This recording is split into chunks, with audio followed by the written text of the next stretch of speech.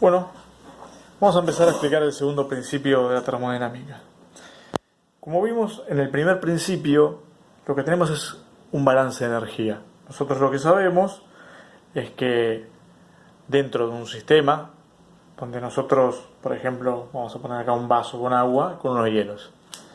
En nuestro sistema, si nuestro sistema, que es un vaso de agua con unos hielos, absorbe calor del ambiente, el hielo se va a derretir con el calor que absorbe del ambiente y se transforma todo en agua líquida. Eso es lo que nos dice el primer principio. También para el primer principio, simplemente a partir de agua, nosotros podríamos quitarle calor, o este calor podría salir espontáneamente al ambiente, y formarse hielos a partir del agua. Pero aparentemente eso no ocurre. Lo que nosotros siempre vemos es que un vaso con agua, con hielos, absorbe calor del ambiente, el hielo se derrite. Y nunca vemos el proceso inverso. Entonces el segundo principio de la termodinámica lo que nos habla es de la dirección que tienen los procesos, el sentido en el que ocurren.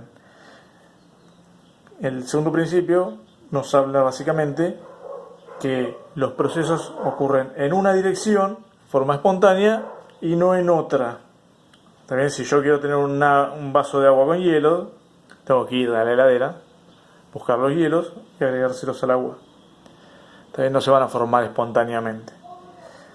Por eso esta ley es un principio, es una ley obtenida de la observación de la naturaleza.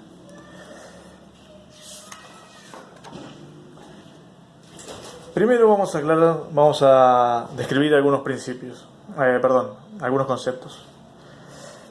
Primero vamos a hablar del concepto de ciclo. También un ciclo es un conjunto de transformaciones. Por ejemplo, acá vemos en un diagrama de presión, volumen específico, tenemos un conjunto de transformaciones que parten de un estado 1, pasan a un estado 2, a un estado 3, a un estado 4 y vuelven a un estado 1. Esto es lo que se conoce como un ciclo. En este caso es una transformación del punto 1 al punto 2 a presión constante, una transformación del punto 2 al punto 3 a volumen constante, del punto 3 al punto 4 a presión constante y finalmente del punto 4 al punto 1 donde comenzó el ciclo, esta transformación es a volumen constante. Luego de que este conjunto de transformaciones llegue al mismo estado inicial, el estado final y el estado inicial son iguales. Por lo tanto, en un ciclo y dentro de una máquina térmica, también vamos a considerar que una máquina térmica es una máquina que funciona haciendo ciclos, también haciendo un conjunto de transformaciones que luego de ejecutarse las transformaciones alcanza el estado inicial. Bueno, en una máquina térmica el estado inicial y el estado final luego del ciclo es el mismo. Por lo tanto, como la energía interna es una función de estado y solamente depende del estado en el que está la sustancia, la materia dentro del sistema, en este caso va a ser una máquina térmica, la energía interna de la máquina térmica durante un ciclo es cero, no tiene ninguna variación de energía interna. También luego de un ciclo va a tener el mismo estado inicial que el final. Por lo tanto, en un ciclo lo que se cumple es que el calor intercambiado, el total, la suma de los calores intercambiados en cada una de las transformaciones, es igual a la suma de los trabajos intercambiados en la suma de todas las transformaciones. Bien. Bueno, definido esto, el concepto de ciclo y de máquina térmica, que es una máquina que funciona haciendo ciclos, vamos a definir lo que es una fuente de calor. Vamos a considerar una fuente de calor, algún dispositivo o alguna masa de alguna sustancia, con la cual puedo intercambiar calor sin que ésta cambie su temperatura. No importa qué cantidad de calor intercambie, la temperatura de la fuente se va a mantener constante. Esta es la propiedad que tiene una fuente. Es una representación de alguna masa muy grande, por ejemplo, no sé si nuestra nuestra transformación ocurre con el mar. Nosotros usamos el agua del mar para enfriar algún dispositivo. También vamos a considerar que el agua del mar va a ser como una fuente. Nosotros le podemos entregar cualquier cantidad de calor al agua del mar y siempre va a mantener su temperatura. En realidad no la va a mantener exactamente, pero la va a mantener tanto que nos va a resultar imposible medir el cambio de temperatura que le hacemos al mar por agregarle o quitarle calor. ¿Está bien? Bueno, vamos a pasar a algunos enunciados del segundo principio. Como vimos, el segundo principio lo que nos habla es no de un balance, ¿también?, sino de la dirección que pueden tomar algunas transformaciones. Bueno, algunos enunciados son, el primero es el de Carnot, que vamos a mencionar. Carnot dice que una máquina térmica solo puede funcionar operando con intercambiando calor con al menos dos fuentes de calor. Una que está a una temperatura más alta que la otra, de la cual recibe calor. Y una fuente fría, también la de mayor temperatura, se llama fuente caliente. Y de esa fuente caliente recibe calor la máquina térmica. Y luego esta máquina térmica le entrega parte del calor que recibe a la fuente fría y otra parte la convierte en trabajo. Este es el enunciado de Carnot y dice que solamente puede operar entre dos fuentes que estén a distinta temperatura y al menos deben ser dos. Después está el enunciado de Kelvin. Kelvin lo que dice es que de una masa que está a una temperatura dada es imposible quitarle calor, extraerle trabajo a esta masa, reduciendo la temperatura de esta masa por debajo de la temperatura ambiente. Es decir, que de una masa no se le puede extraer energía. En este caso, si asumimos que esta masa es nuestro sistema, no le podríamos reducir la energía interna y obtener trabajo en forma espontánea, sin ningún otro proceso. Esto es un enunciado de manera falsa. Dice enunciado de manera negativa. Dice que es falso obtener trabajo a partir de quitarle energía a una masa, bajando su temperatura por debajo de la temperatura ambiente.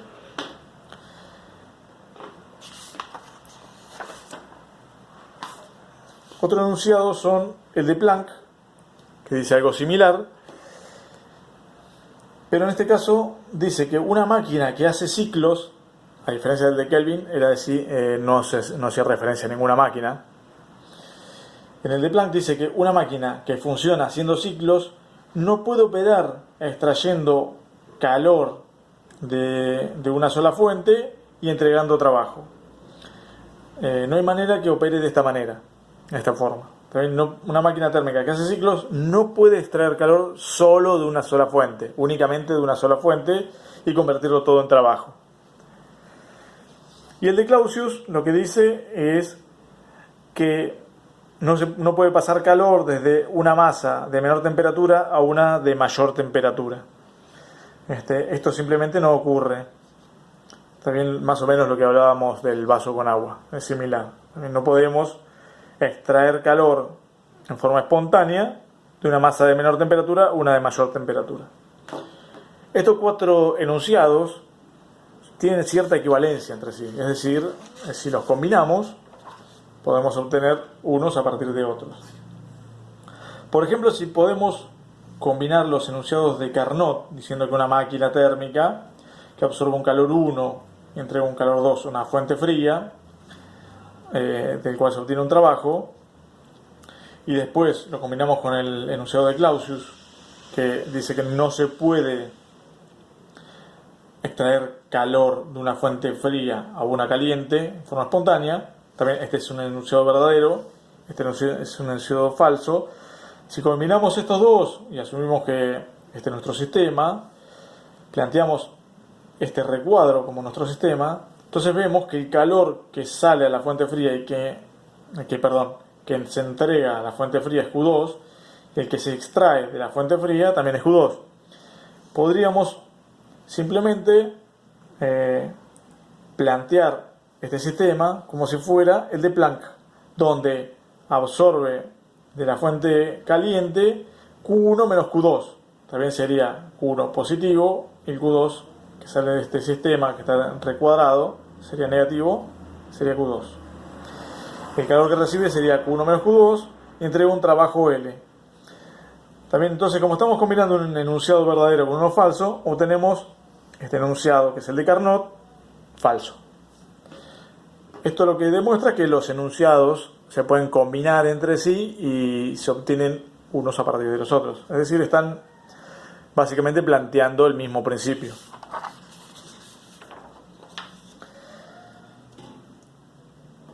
Bueno, ahora vamos a hablar de qué transformaciones son reversibles e irreversibles.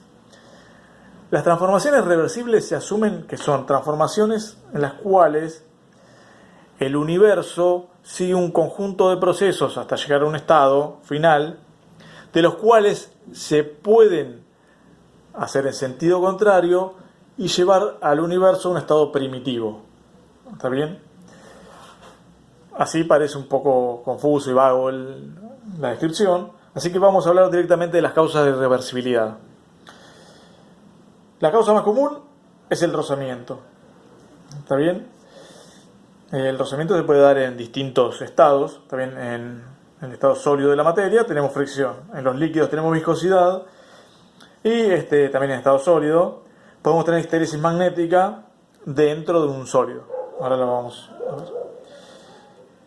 Por ejemplo, en el caso de la fricción, si nosotros tenemos un cuerpo en un estado A y lo queremos desplazar este cuerpo desde una posición A hasta una posición B, le aplicamos un trabajo y existe una fricción entre el suelo. ¿Está bien? Acá hay una fuerza de fricción.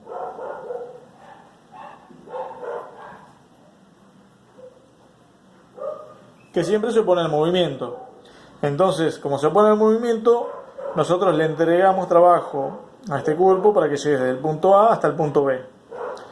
Ese trabajo, si planteamos todo esto como nuestro sistema, este trabajo se transforma en calor. La fricción calienta el suelo y esta temperatura mayor que la del ambiente hace que se irradie calor al ambiente. Bueno, si nosotros queremos volver nuestro cuerpo desde el punto B hasta el punto A y alcanzar el estado inicial, tenemos que consumir de vuelta trabajo. Y nuestro sistema, si lo planteamos de vuelta de esta manera, va a consumir trabajo y entregar calor al ambiente.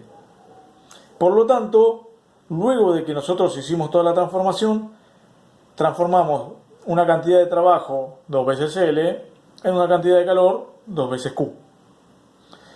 Ahora el universo, considerando el universo como todo el sistema más el ambiente, se ve transformado de una manera irreversible. Se gastó una cantidad de trabajo que no se pudo volver a obtener a partir del calor. Bueno, lo mismo pasa cuando tenemos viscosidad en líquidos. También la viscosidad lo que hace es consumir energía mecánica, como como el trabajo, y disiparla en forma de calor. Y en la histéresis magnética, lo que tenemos, si nosotros hacemos un gráfico del campo magnético B respecto del H, que viene a ser el campo interno y el externo, y empezamos a hacer un gráfico, vemos que se recorre, que se genera una histéresis, donde en cada ciclo se consume una cantidad de energía, también de energía electromagnética, en este caso, que se transforma en calor. Esto debido a que los dominios dentro del cuerpo van rotando, orientándose en la dirección del campo magnético y generando una fricción interna dentro del material ferromagnético. También de esta manera, la energía electromagnética se disipa en forma de calor.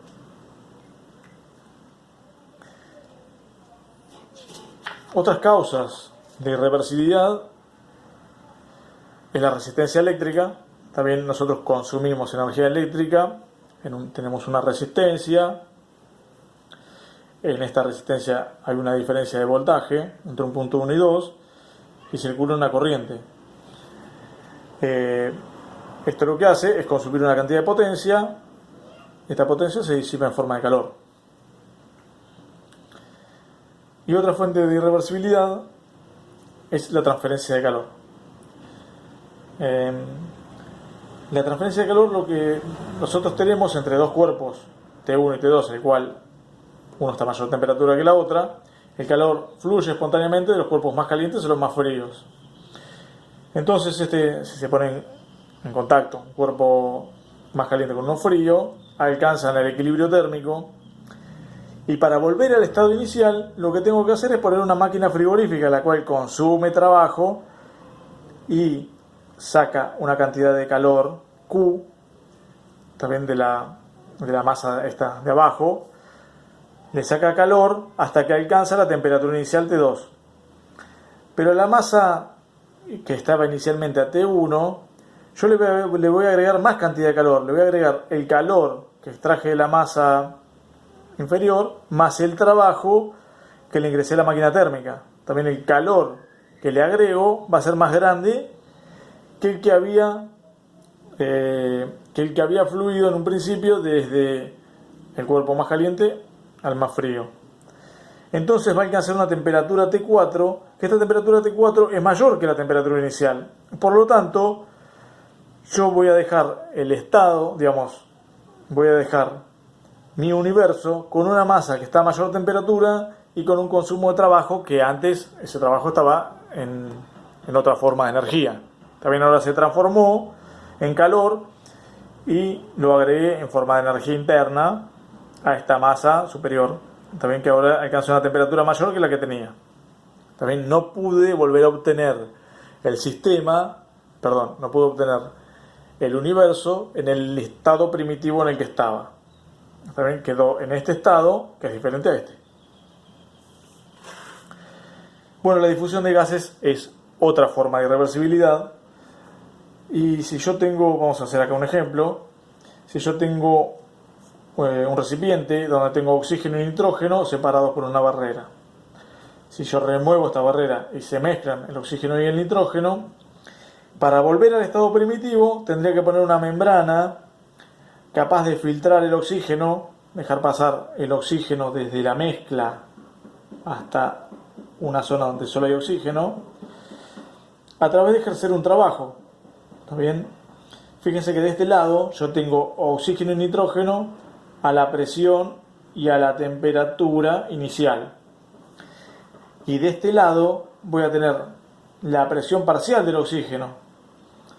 ¿Se acuerdan que habíamos visto con la ley de Dalton que la presión total de una mezcla es la suma de las presiones parciales de cada parte?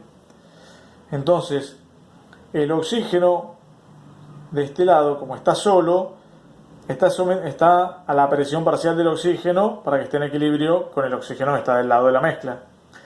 Y la presión parcial del nitrógeno tiene que estar a la misma presión parcial que el nitrógeno del otro lado de la barrera, para que estén ahí en equilibrio la presión del nitrógeno y la presión del nitrógeno del lado de la mezcla.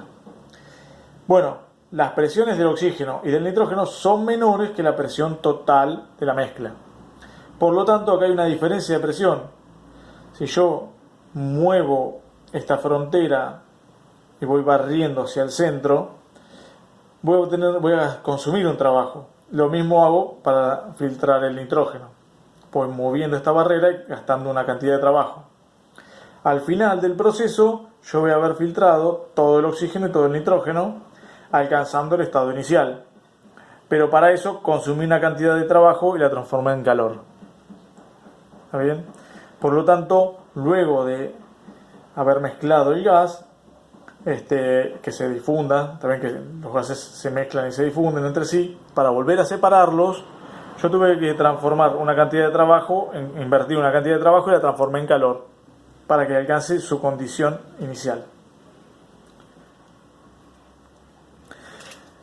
Como se ve, todas las fuentes de irreversibilidad lo que generan es una transformación de alguna forma de energía, ya sea trabajo, energía eléctrica, electromecánica, en calor. Aparentemente hay una tendencia a que es más fácil transformar todas las formas de energía, transformarlas en calor, que al revés, que transformar el calor en otro tipo de fuente de energía. Bueno, para hablar de una máquina térmica sea reversible, lo que tenemos que decir es que todas las transformaciones del ciclo deben ser reversibles. Bueno, ahora vamos a hablar de un teorema de Carnot que tiene que ver con la reversibilidad de una máquina térmica. Según el teorema de Carnot, dice que toda máquina térmica tendrá un rendimiento menor o igual a una máquina térmica reversible que funcione entre las mismas fuentes de calor. ¿Está bien? Si acá ponemos dos fuentes de calor, tendríamos que poner una máquina térmica reversible y una irreversible. ¿Está bien? Una que no sé si es reversible o no. Entonces vamos a asumir ahora que nosotros tenemos una máquina térmica reversible. Y esta máquina térmica reversible tiene algún rendimiento. Vamos a demostrar el teorema de Carnot por el absurdo. Vamos a decir que esta máquina térmica tiene mayor rendimiento. ¿Está bien? Tenemos una máquina térmica, que es esta, va a tener mayor rendimiento que una máquina térmica reversible. Si hacemos esta suposición, el rendimiento lo vamos a definir como el trabajo obtenido a través del calor invertido. Vamos a asumir que estas dos máquinas operan con las mismas fuentes, ¿está bien? Y las dos entregan la misma cantidad de trabajo.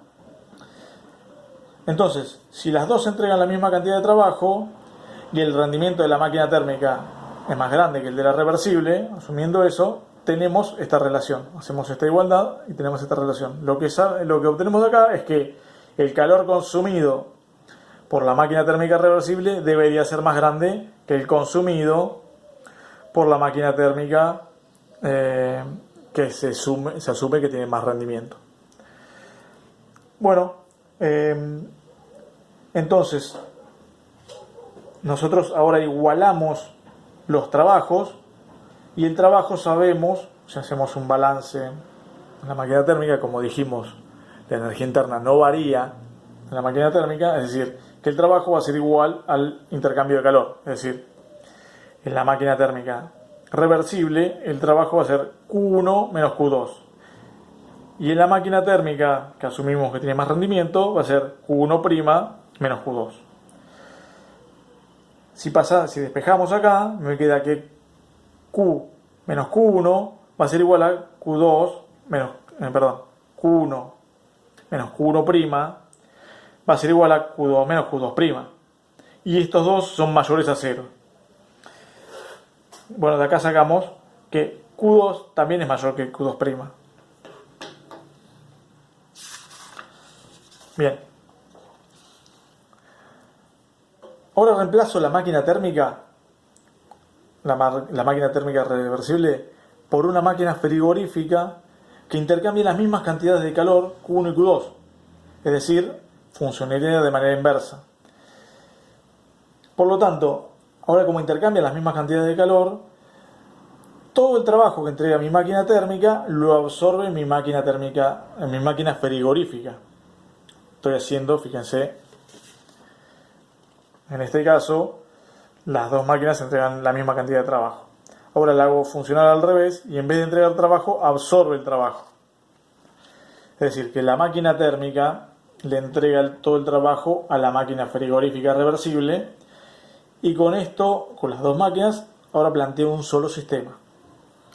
Si yo planteo un solo sistema con estas dos máquinas, lo que obtengo es que en mi máquina lo que hace es opera sin intercambiar trabajo con el medio. Es decir, solo recibe calor de la máquina, de la fuente caliente y lo entrega a la fuente fría, o al revés. A ver, vamos a ver.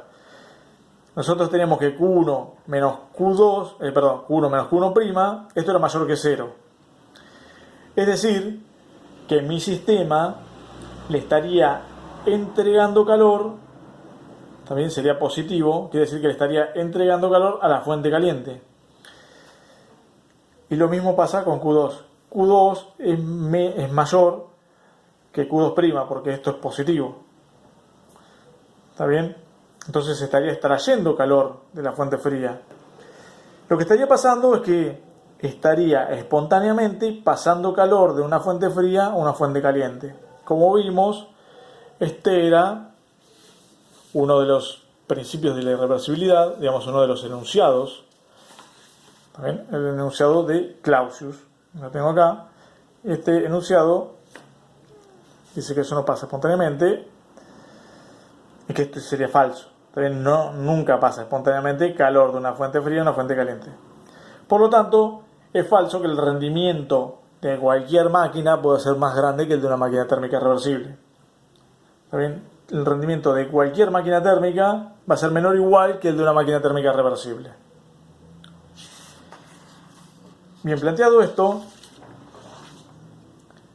Carnot planteó un ciclo de una máquina térmica reversible. Bueno, ese ciclo se conoce como el ciclo de Carnot. Bien, dentro de este ciclo, en el ciclo se producen dos transformaciones adiabáticas y dos transformaciones a temperatura constante. ¿Está bien? Tiene una transformación adiabática de un punto 1 a un punto 2, donde estas son las adiabáticas, ¿no? Esta es a temperatura constante, perdón. Del punto 1 al punto 2 es a temperatura constante, ¿está bien? Y es donde intercambia calor con la fuente caliente, que va a ser el Q1 en este proceso. Después tiene una transformación adiabática del punto 2 al punto 3, donde no intercambia calor. Del punto 3 al punto 4 hace una transformación isotérmica a T2, donde intercambia Q2 con la fuente fría. Y del punto 4 al punto 1 tiene una transformación adiabática, donde no intercambia calor. Y así se cierra el ciclo. Este es en un diagrama PV, presión volumen específico. Bueno, como vimos, el rendimiento lo definimos como el trabajo que obtenemos a partir del calor que invertimos. Es el calor que obtenemos de la fuente caliente. Si reemplazamos el trabajo por Q1 menos Q2, el rendimiento nos queda expresado como 1 menos Q2 sobre Q1. Ahora, los calores intercambiados con la fuente caliente y la fuente fría para un proceso a temperatura constante van a ser los siguientes. A ver, si nosotros planteamos un sistema de una masa unitaria y decimos que la transformación es a temperatura constante, si planteamos el primer principio, nos queda que el calor intercambiado menos el trabajo intercambiado es igual a 0. Por lo tanto, el calor intercambiado es igual al trabajo intercambiado en esa transformación. Nos va a quedar que la variación de Q en forma diferencial también va a ser igual a P por diferencial de B. Si reemplazamos P por la definición de gas ideal, también P va a ser igual a RT sobre volumen específico. Ahora, integrando estos términos, obtendríamos el calor total para una transformación desde el punto 1 hasta el punto 2 a temperatura constante. Va a ser Q1, va a ser la masa por R por T1 por el logaritmo natural de los volúmenes específicos. Y el Q2, fíjense que acá lo pongo como valor absoluto. ¿Está bien? Lo pongo como valor absoluto porque lo voy a poner para que este término me quede positivo. Porque en la definición del rendimiento ya tuve en cuenta el sentido del signo de los calores. Está bien, ahora solo quiero obtener el valor absoluto de los calores. Está bien, el calor Q2, si lo integrara a partir de acá, me quedaría el logaritmo natural de B3 sobre B4. Pero como quiero obtener el término en positivo, me va a quedar la masa por R por T3, por T2, que es el de la fuente fría, por el volumen específico B3 sobre B4. También fíjense que acá el volumen B3 es más grande que el volumen B4, entonces este argumento va a ser mayor que 1 y el logaritmo me va a dar positivo. ¿Para qué? Para que el calor me dé positivo. Yo quiero obtener solo el valor absoluto. Bien, esto lo puedo reemplazar en el rendimiento y me queda que el rendimiento del ciclo de Carnot es 1 menos la masa por R por T2, logaritmo natural de B3 sobre B4, dividido la masa por R por T1, el logaritmo natural de V2 sobre V1. Bueno, si nosotros revisamos las transformaciones adiabáticas, sabemos que para la transformación adiabática se cumple esta igualdad, que T por V, volumen específico, a la K-1, se mantiene constante durante toda la transformación a temperatura constante. Durante toda la transformación adiabática. ¿Está bien? Por lo tanto, en esta transformación adiabática,